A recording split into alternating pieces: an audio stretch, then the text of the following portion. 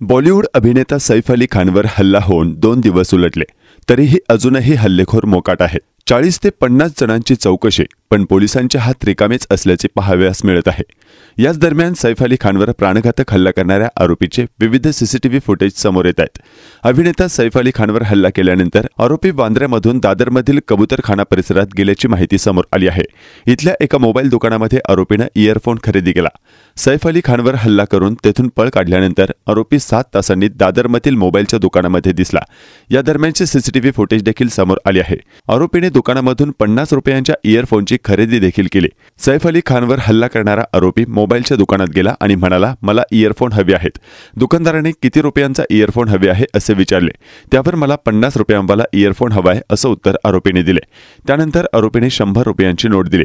त्यातील 50 रुपये परत केले अशी माहिती संबंधित दादरमधील दुकानदाराने दिली. सैफ अली खान प्रकरणातील आरोपी वांद्रे स्थानकावरून दादरला गेला. दादर पश्चिमेला फलाट क्रमांक 1 वर उतरला. त्यानंतर सुविधा हा शोरूम समोरून तेथील जम्बो वडपार येथून पुढे कबूतरखानाच्या दिशेने गेला.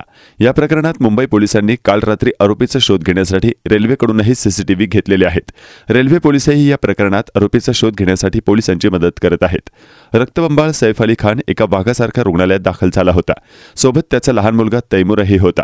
सैफ आता चालू लागलाय. त्याचा त्रास बऱ्यापैकी कमी झालाय. आयसीयूतून त्याला स्वतंत्र रूममध्ये शिफ्ट केलंय अशी माहिती लीलावती रुग्णालयातील डॉक्टरांनी दिली.